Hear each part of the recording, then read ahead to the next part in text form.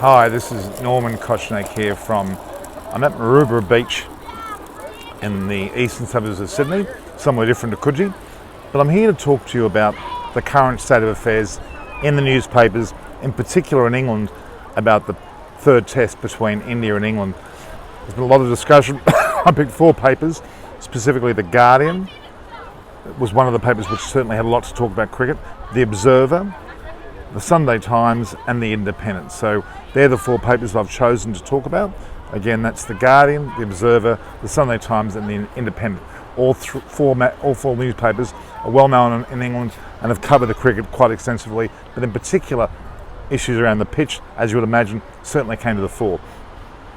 One of the first articles we talk about is actually a non-England India matter, and that's to do with the T20 match that's against New Zealand, that is Australia and New Zealand, where the Wellington situation has been changed to Wellington after the Auckland lockdown. In fact, New Zealand's had virtually no COVID problems, so I'm quite amazed that they've actually had the situation to actually bother with that. But yes, they've actually moved the match from Auckland to Wellington.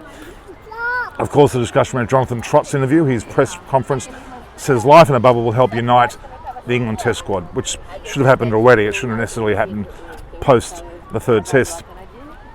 Then, of course, The Guardian, which is another major paper, obviously which I've mentioned, and it says here, the headline is, England would be wise to rest Ollie Pope for the final test against India, believing that the situation needs to be given that Ollie Pope gets a rest in the conditions of the heat of the matches, which I'm not totally in agreement with. I think Ollie Pope needs to continue. I think he proved that he's able to be at that level. He's had some rather rough times, so has Johnny Bairstow. They should be persisting with them into the 4th test to show their mettle. There's also an article from Simon Hughes in the Sunday Times, and he has said, give batsmen a break. The DRS has made stumps what he believes to be 37% bigger, which is an unusual situation. And England wicket has fallen every 12 runs in the past 2 tests. As a result, there's been much carping about the whole situation. So, is the DRS unfair? What do you think of that? I think it's quite fair, but anyway, Simon Hughes in the Sunday Times has made a point of that. And they talk more about the fact in the Sunday Times that England destroyed more by Patel's pace than his turn. And that's very true. The very fact is the pace of Patel and the accuracy of Patel was being relevant, not so much the turn. In fact, most of the 21 wickets that fell out of the 30 were all straight balls. So that kind of talks about the pace of Axar Patel rather than his turn.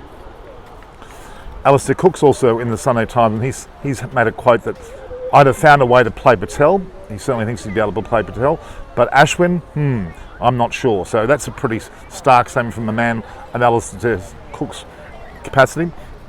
I've also heard Monty Panesar talk a lot about that as well, but he believes the positioning of the actual bowler on the wicket is what has made that happen.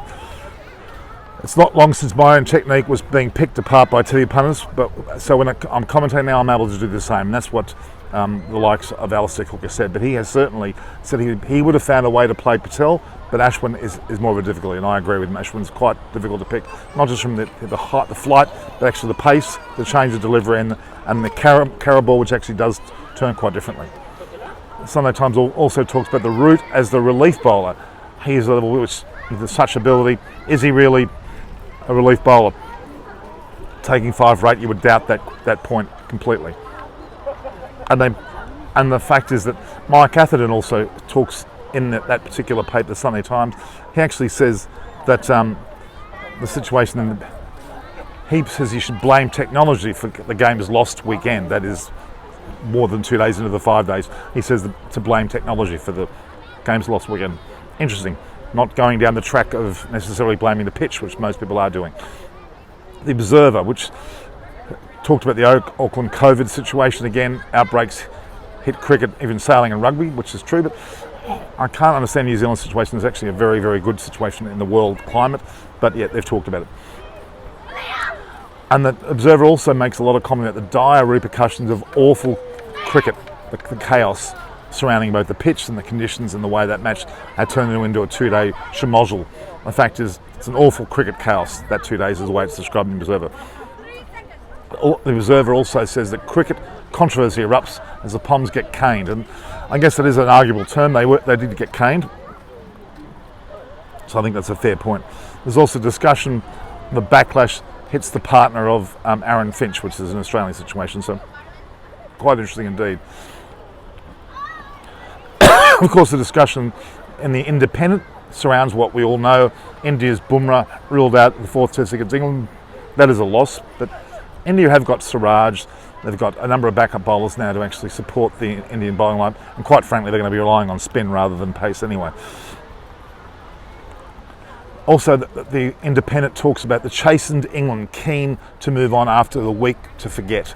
So that's England trying to move on and trying to forget the week that they've had in the third test, move into the fourth test with a great deal of positive attitude and intent, not unlike what Rohit Sharma's been saying. In that fourth test, we expect that England will give it a good hard crack, a good full crack. That means to be able to play at their best, and they've got nothing to lose because they've actually lost the potential to play in the World Test Championship.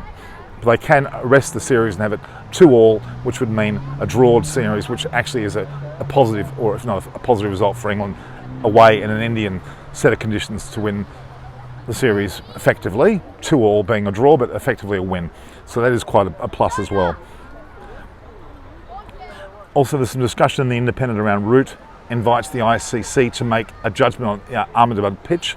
So Root's inviting the ICC to make that judgment on the Ahmedabad pitch, which is going to be interesting. Root refuses to blame England's selection for humbling defeat by India. So you'd have to ask the risk was taken to put more pace bowlers in than spinners, leaving at Dom Best. That was probably a mistake. He's saying don't blame selection for the humble defeat by India. In fact, probably blame the batters for not performing on the day. England down and out after chaotic and catastrophic defeat. That's quite a heavy statement to say that England are down and out after the chaotic and catastrophic defeat. I don't think it was that severe. Now, perhaps in terms of the World Test Championship, it certainly was catastrophic. England will use Herder this week as motivation. Root insists on that, and that's a fair point. The Herder this particular week may motivate them to then perform and be able to make a tour, which would be a great result anyway.